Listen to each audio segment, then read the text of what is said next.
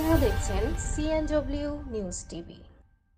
কাতারের আমিরের সফরে কতটা লাভবান হলো বাংলাদেশ, বলছি বিস্তারিত।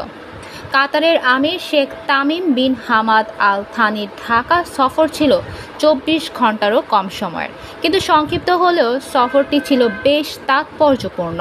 প্রধানমন্ত্রী শেখ হাসিনার সঙ্গে 2 দফায় 70 মিনিটের বেশি সময় আলোচনায় সম্পর্কের ভবিষ্যৎ নিয়ে খোলামেলাভাবে কথা বলেছেন Sheikh Tamim bin Hamad Al Thani. বাবা শেখ হামাদ বিন খলিফা আল থানির সফরের 19 বছর পর ঢাকায় এসে তিনি মুগ্ধতা প্রকাশ করেছেন। ঢাকা আর কক্সবাজারের বিমানবন্দরের সম্প্রসারণ, মেট্রো রেল আর এলিভেটেড এক্সপ্রেসওয়ের মতো অবকাঠামো নির্মাণ দেখে গেছেন নিজের চোখে।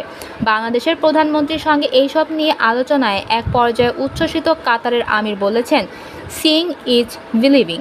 বাংলাদেশ ও কাতারের কূটনৈতিক সূত্রগুলো মঙ্গলবার সন্ধ্যায় জানিয়েছেন, প্রযুক্তি ও পর্যটন সহ নানা খাতে বিনিয়োগ ও ব্যবসায় সম্ভাবনা খুঁজতে কাতারে আমির আগ্রহ প্রকাশ করেছে।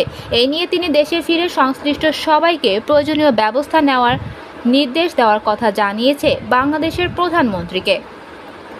কাতারের সঙ্গে বাংলাদেশের সম্পর্কের কথা এলে জ্বালানি সহ বিভিন্ন খাতে বিনিয়োগ ও ব্যবসার বিষয় আলোচনায় আসে। তবে এবার কাতারের আমিরের ঢাকা সফরের ব্যবসার পাশাপাশি বাংলাদেশের সঙ্গে তাদের রাজনৈতিক সম্পর্ক জোরদারের বার্তাও পাওয়া গেছে।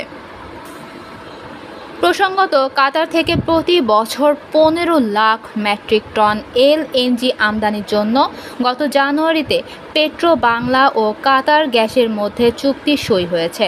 2026 সাল থেকে নতুন এই চুক্তি কার্যকর হবে।